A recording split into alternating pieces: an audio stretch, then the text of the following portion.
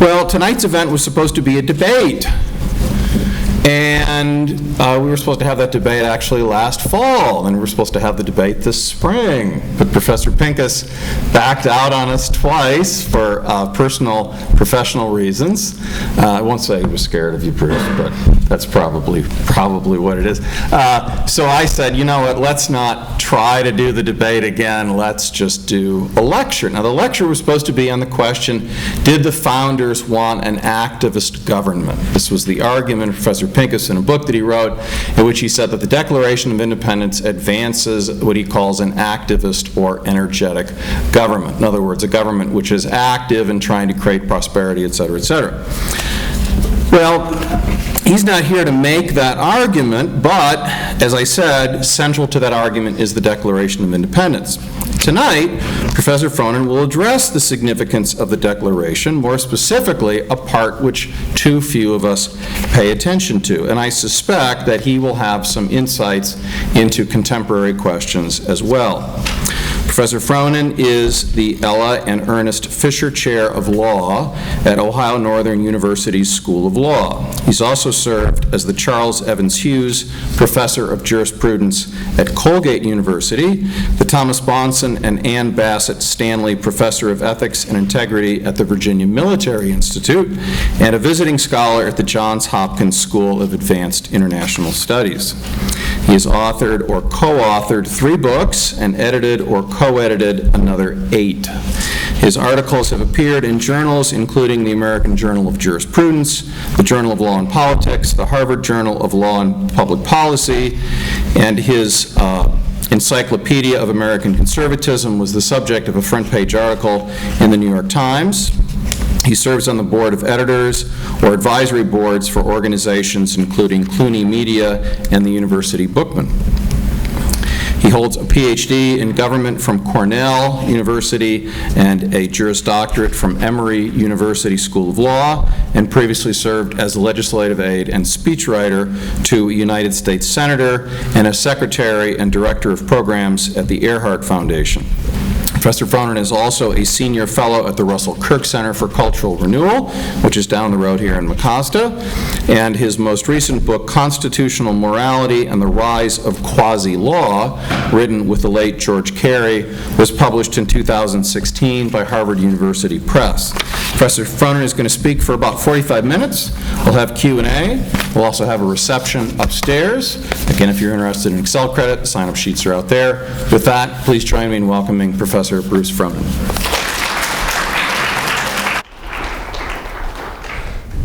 Okay, thank you so much, Glenn, for that introduction. It sounds almost like I wrote it myself.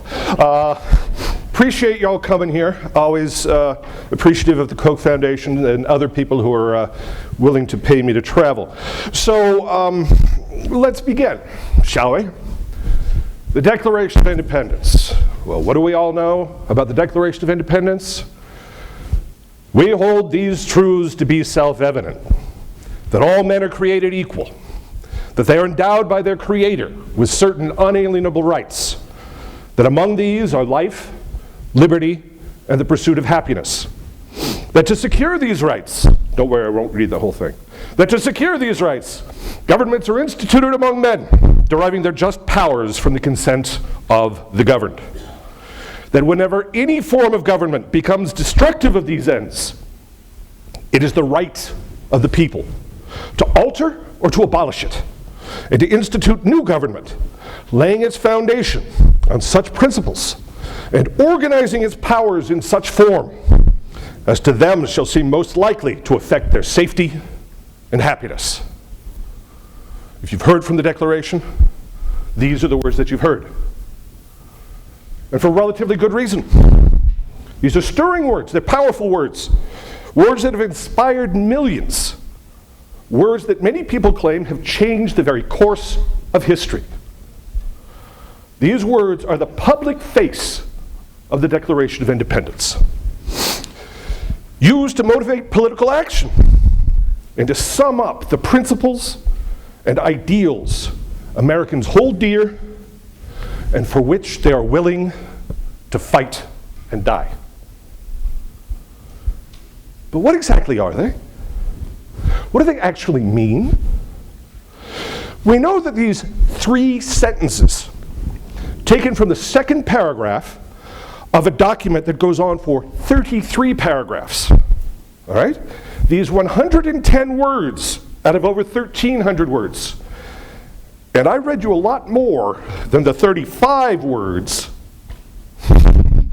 right, that usually are the ones quoted. Right? We know that these words are inspiring, but inspiring to and for what? Of course, most people focus on these specific words. And what we get from these is the claim that we all have certain unalienable rights. What are those? Well, obviously, life, liberty, and the pursuit of happiness. I think we all know what life is, though I'm not sure its being unalienable is all that clear. Liberty at least means not being tossed in jail, except that we all know you can get tossed in jail. And then there's the pursuit of happiness. Sounds nice, but what the heck does it mean? Now, it is of course stirring to talk about self-evident truths that give us important things that we want. It's also useful if someone argues with you to say, hey, it's self-evident, right? That allows you to say that anyone who disagrees with you is denying obvious reality. They're either stupid or dishonest, right? You don't have to argue with them. It's self-evident. But it's not that helpful for figuring out what you're fighting for. And it's at least as important what your country should be governing for. The problem is there just isn't enough content in these words, stirring as the rhetoric is. And even though they refer to some things that ought to be pretty obvious, to give us much guidance. Now, none of this is to say that we should reject the language of our Declaration of Independence. None of this is to say that we are not endowed by our Creator with certain unalienable rights, or that those rights are unimportant.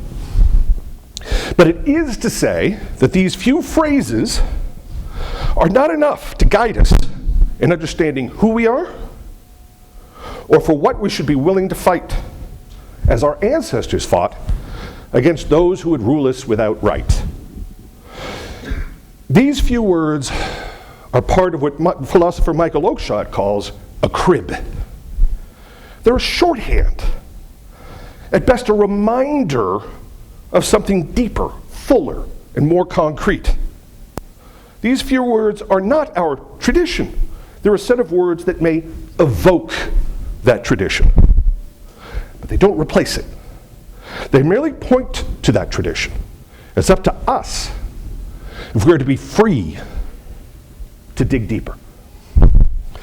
Luckily, the American tradition, going back over the ocean to Britain, and over more than 800 years, and further than that in time and place, gives us some useful answers to our questions.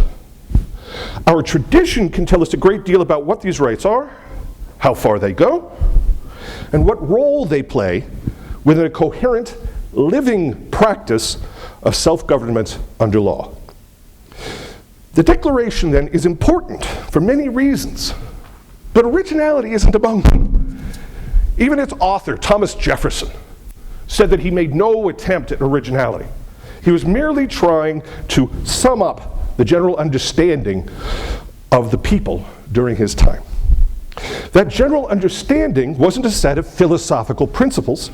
It was a grasp of various institutions, beliefs, practices, a set of expectations grounded in experience concerning what the government can and cannot do. The Declaration is, in its form and in its content, in both what it argues and how it argues, part of a long tradition of charters, of statements or declarations of the rights and duties of people in relation to their rulers.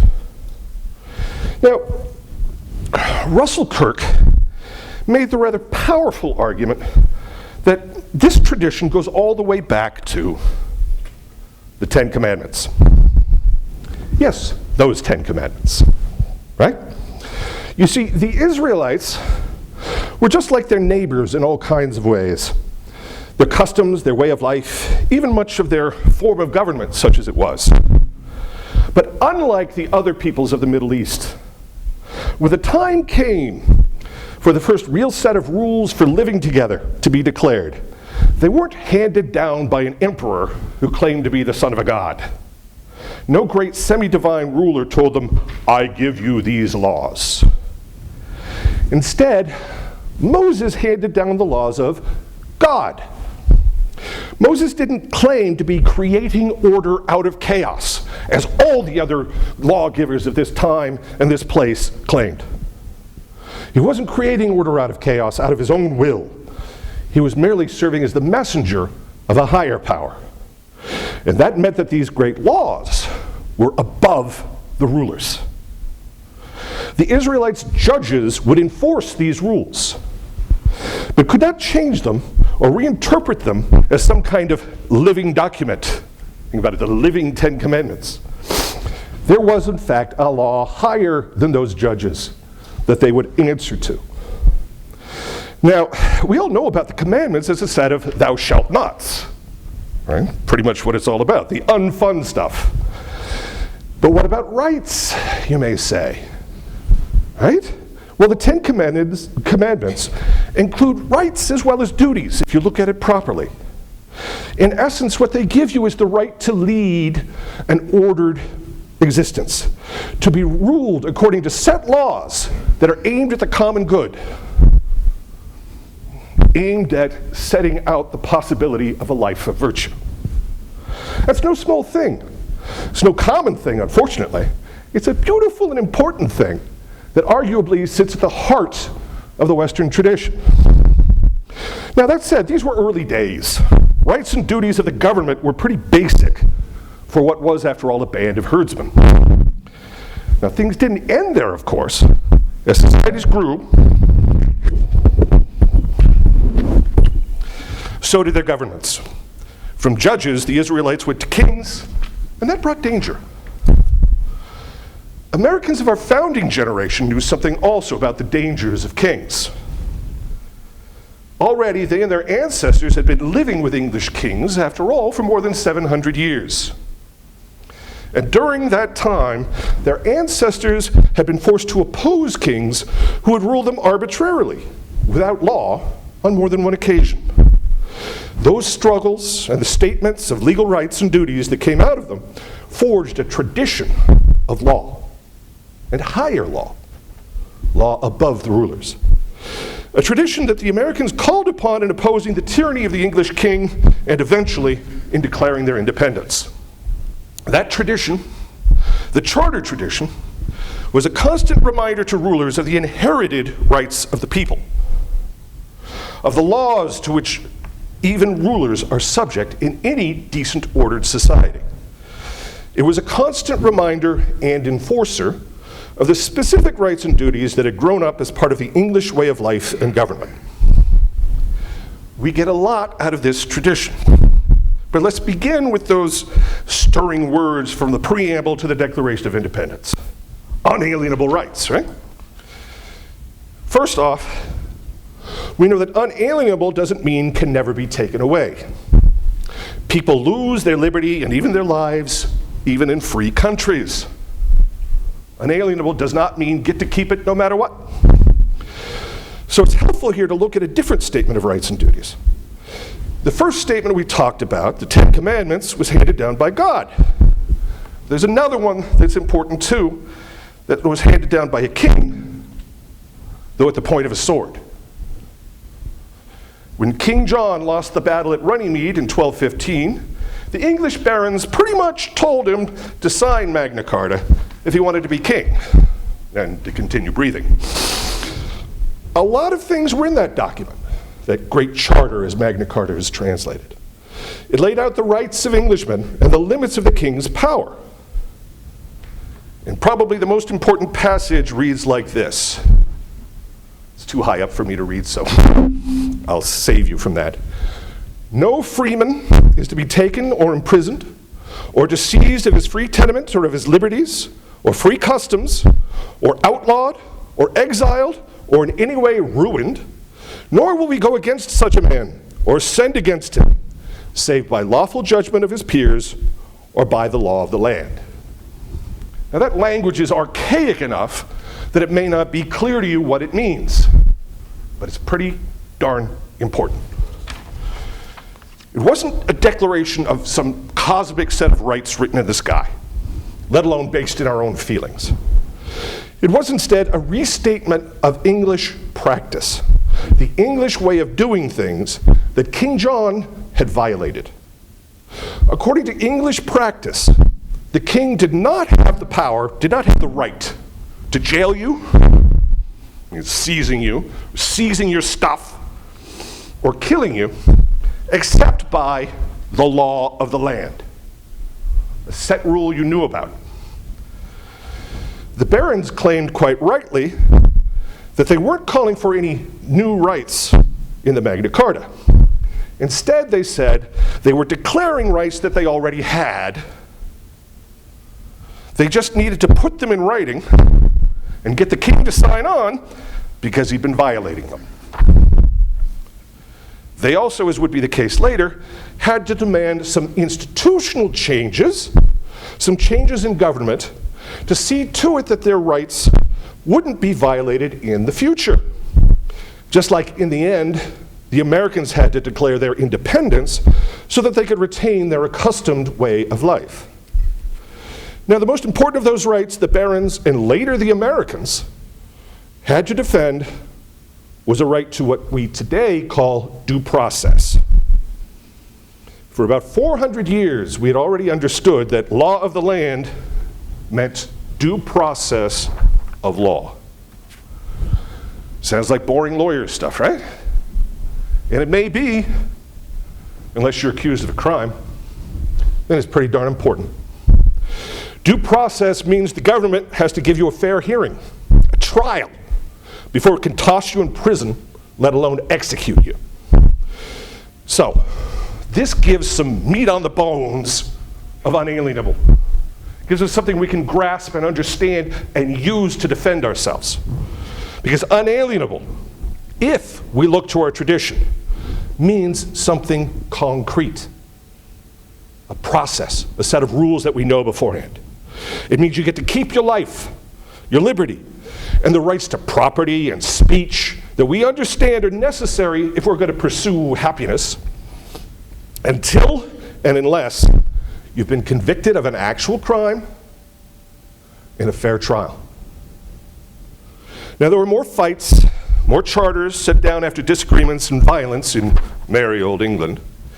In particular, the Petition of Right and the English Declaration of Right here summed up the people's inherited rights as barons, as clergymen, as Londoners, as members of communities within the Kingdom of Great Britain. And they limited the powers of the king in ways they deemed necessary and in keeping with their tradition. These charters came about when kings were misbehaving to the extent that the people had to demand some changes to make their rights, their custom way of life, more secure. This was the tradition that the settlers brought with them to America. As they forged their own communities, they entered into their own covenants, like the Mayflower Compact. They also looked to the long practice of inherited rights and duties, laid down in charters like Magna Carta, and also in the charter of the Massachusetts Bay Company. Right? When they founded Massachusetts Bay, they had a charter, a set of their rights and duties from the crown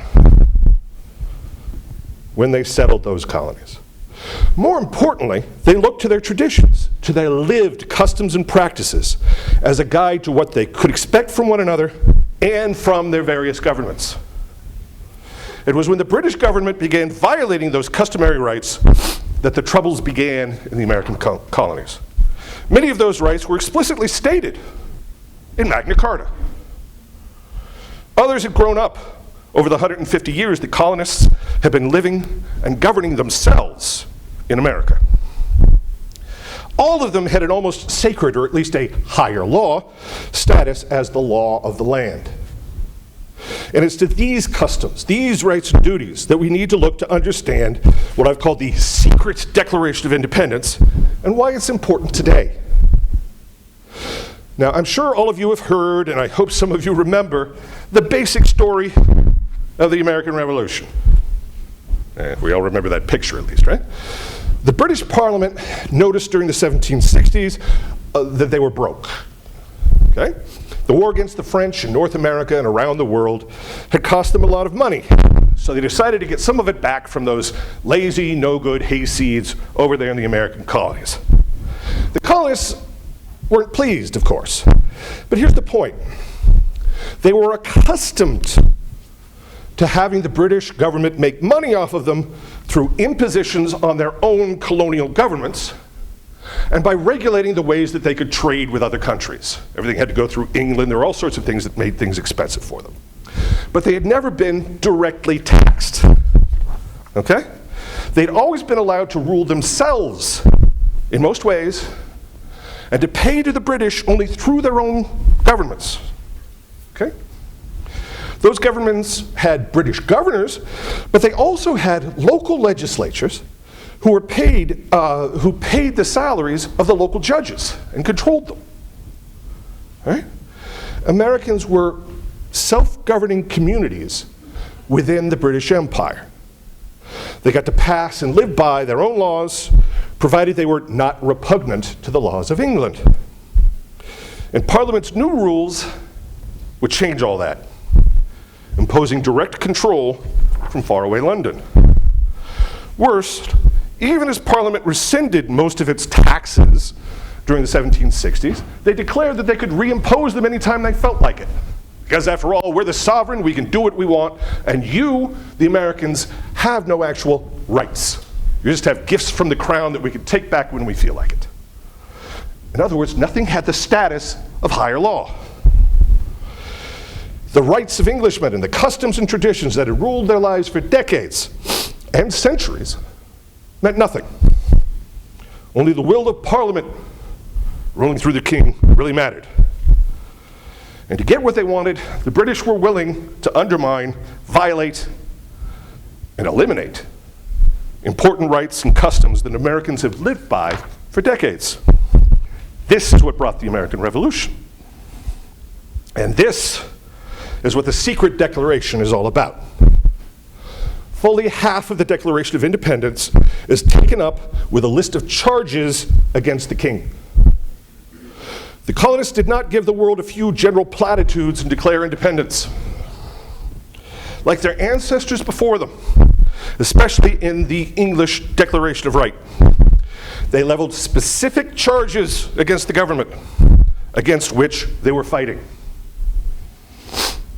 They justified their actions, not as living out some grand scheme of philosophical purity, but as a defense of inherited traditional rights in response to repeated violations of inherited traditional duties. Note how the Declaration puts the case. All right? When a long train of abuses and usurpations, pursuing invariably the same object, evinces a design to reduce them under absolute despotism, it is their right, it is their duty to throw off such government and to provide new guards for their future security. All right?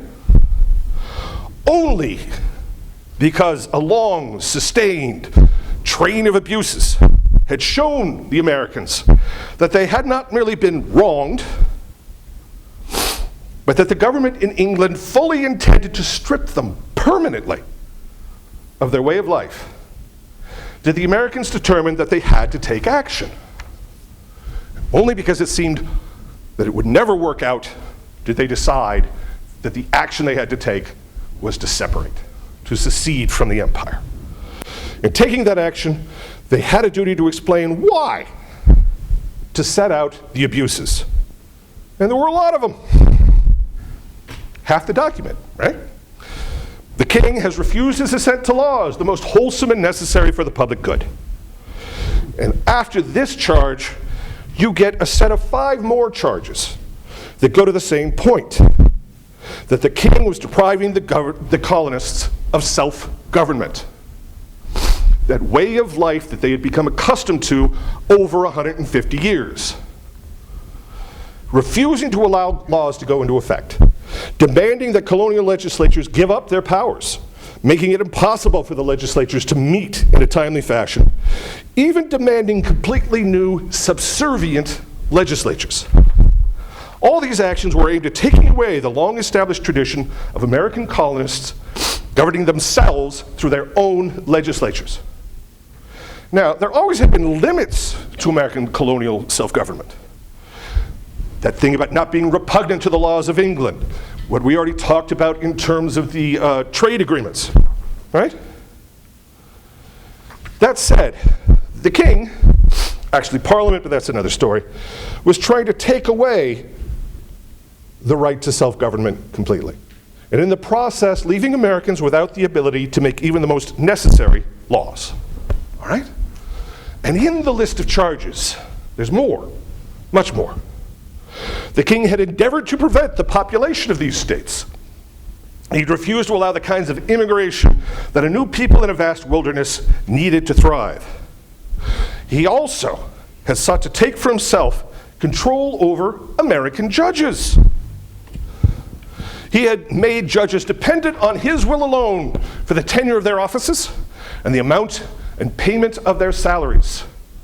They would now become dependent on the crown, and therefore not neutral judges of events and potential crimes among the Americans. They feared that judges controlled from England would ignore the legal rules and traditions that had grown up in the American colonies, that they would no longer provide due process, because they wouldn't even know the law of the local land, the common law of Massachusetts, or even Berkshire County, Massachusetts, because every county had its own customs, right? In the purely military, and so most openly ominous and threatening sphere, the king had sought to take over local militia. He'd sent standing armies to the colonies, and he'd even quartered troops in the houses of the people. Think about this.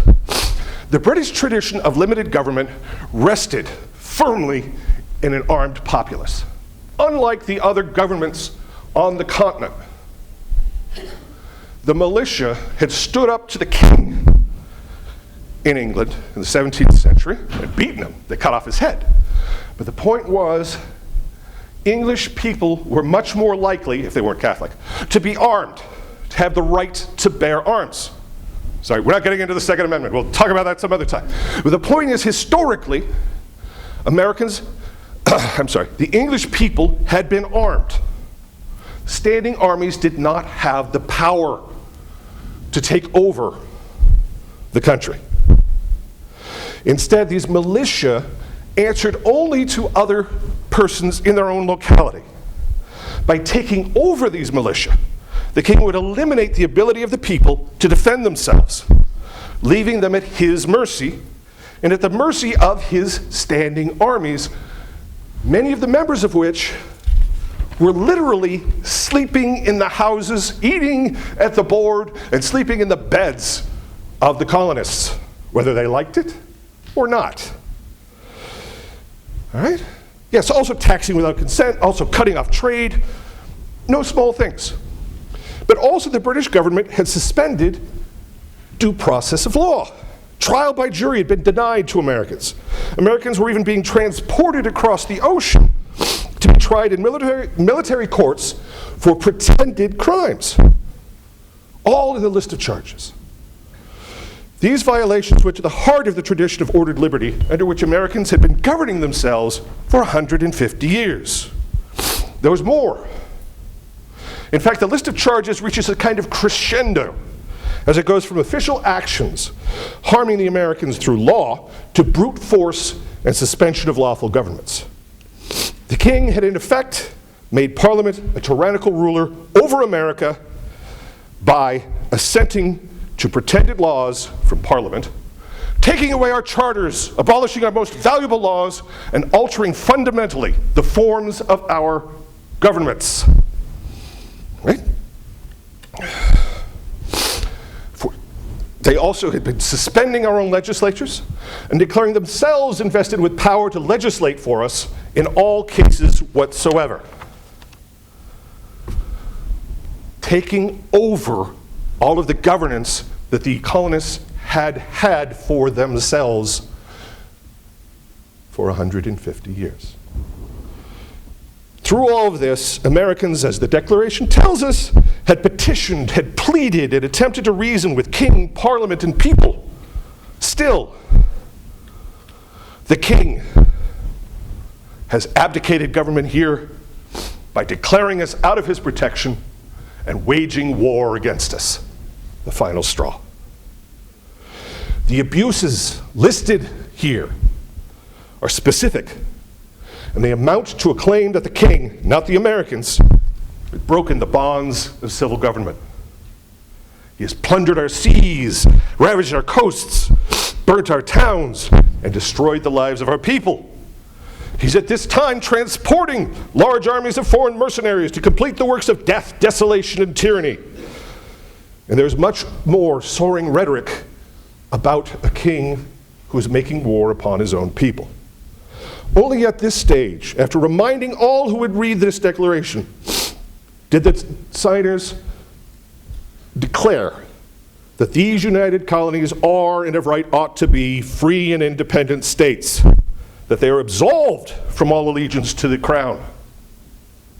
That is, it took the abuses to take this duty away from them. And that all political connection between them and the state of Great Britain is and ought to be totally dissolved. And that as free and independent states, they have full power to levy war, conclude peace, contract alliances, establish commerce, and to do all other acts and things that independent states may of right do. Notice, again, the claim, because the king has refused to act as our lawful monarch, violating our traditions of self-government and making war on us, we Americans no longer owe him our allegiance, right? Not, look, we can do whatever we want. We have the right to control our own destiny after all. Kings, who needs that?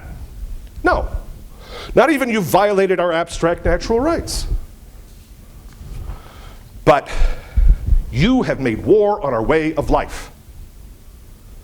We have tried to work this out, but instead you decided to make war on us.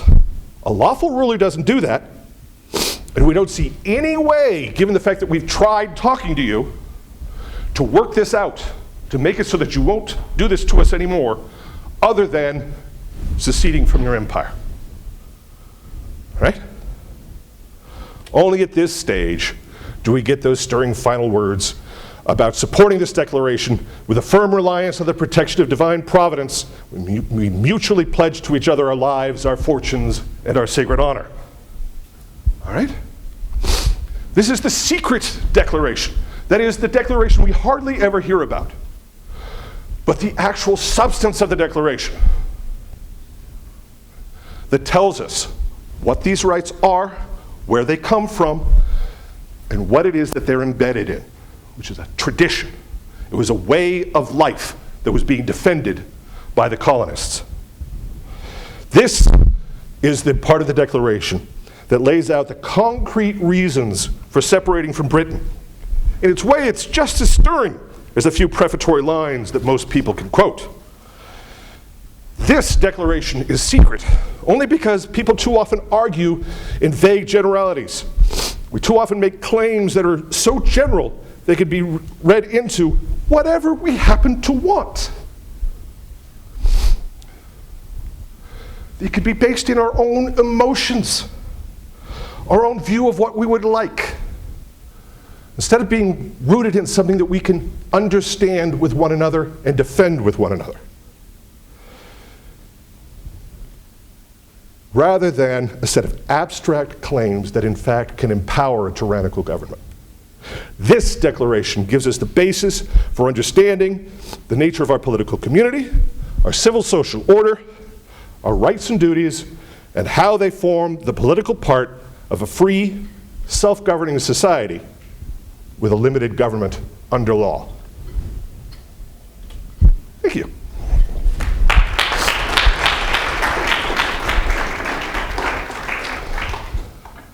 And I should also add to this, they asked me to put a little slide on here with your, where you can submit your potential questions. I'm happy to take any questions y'all might have. Yes, sir. Yeah, well, as a historian, I'm actually a bit discouraged because there seems to be today in history this move to kind of throw away the Commonwealth tradition and the classical Republican arguments that have been so well articulated by Russell Kirk, Bernard Bailyn, and others, and to make the argument that the Constitution was basically put together to protect their own self-interest, their economic self-interest, to maintain debts, to even quell the spirit of 1776. I'm thinking specifically of Woody Holton and Gary Nash, some other historians who've made that argument. How is it, so I suppose my question is, how is it that we kind of recover this notion of our founding heritage, and how do we reconcile those two founding moments? Which two founding moments? I'm sorry. Well, they might not be in contradiction, but the moment of 1776 and 1787. On that one, I actually don't think there's a great conflict between the two. What you had first was like an independence. What does the Declaration actually do from a legal point of view? It says we're no longer part of the British Empire. We are, in fact, 13 separate states. Then the Constitution sets out a limited argument for a limited ceding of power from the various colonies to a central government. Okay, so it's not so much in conflict as it is an attempt to set up a new mechanism for dealing with certain common problems. But the more basic question that you're asking, it's an important one, and I think the problem, to be honest with you, is not so much methodological as it is a rejection of the idea that we should have rigorous method. This problem of reading the Declaration has been around for a long time, all right? Part of it stems just from the very power of what I call the public face of the Declaration. It's great as ideology. It's wonderful as rhetoric. It gives us something that we can all get behind. And it was not too long after the country was founded that the Declaration came to have this kind of status. It would be read, and it was almost a religious document. That's a problem that peoples have, especially democratic peoples, where everyone wants to emphasize the fact that none of us is any better than the other. And to a certain extent, that's a good thing. Nonetheless, it lends itself to this idea that since none of us is any better than anybody else, we all should have as much as anybody else. And anything that gets in the way of that must be unjust. And for at least 150 years, there's been a movement in America of varying levels of effectiveness and widespread support. Progressivism is usually the term that we use in talking about it, that's insisted on decoupling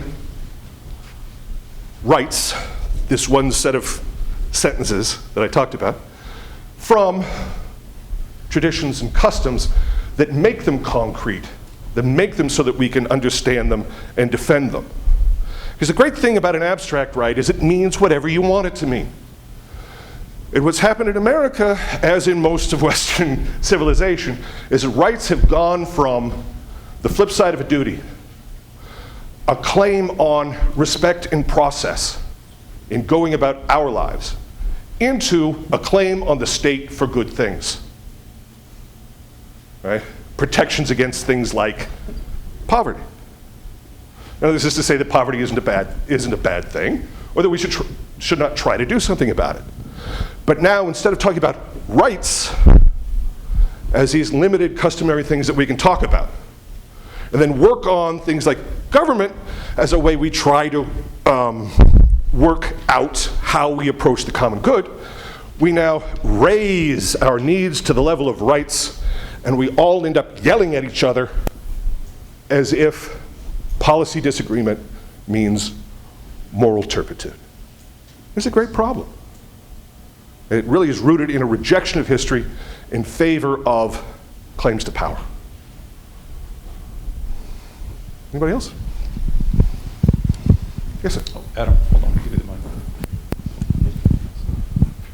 Kind of building off of what you just said, like your answer to the previous question, how do we go about mitigating that or even like reversing it if we're going in this direction that most Western cultures have already gone and following in their footsteps?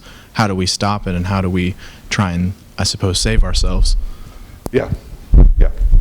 Well, we're not going to do it by setting out our own abstract set of principles and throwing them out there in the marketplace of ideas and hoping that we win. It took a long time to get to this situation. It's going to take us a long time to get out of it. And part of that has to be grasping some hard truths about what the state can and cannot do for us, about both the limits and the dangers of having the government being responsible for us. The fact that so many government problems have not only failed, but actually made things worse for significant numbers of people who are really in fragile situations to begin with. Once we're willing to talk about the truth, the facts on the ground of what policies actually do, once we start talking about the truth of where our rights came from, then we can have a constructive discussion of what law can do, of what the government can do, and what it can't. And what we have to do together as communities for one another.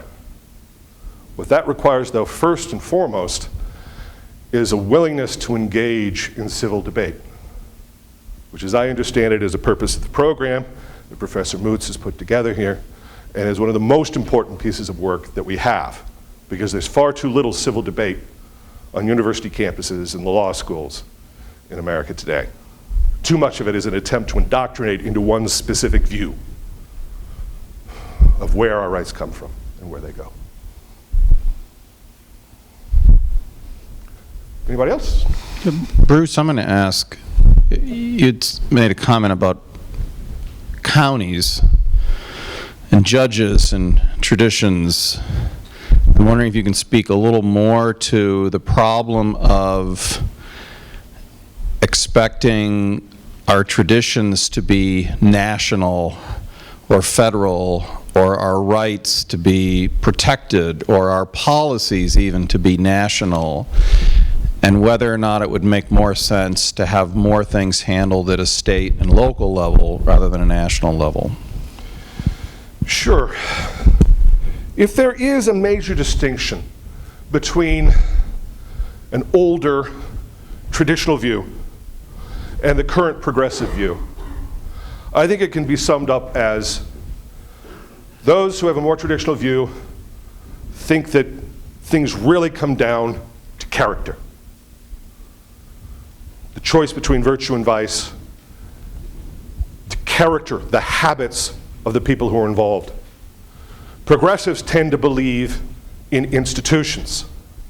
If we just get the right structure, if we just have the right scheme, just an English term, the British use this all the time.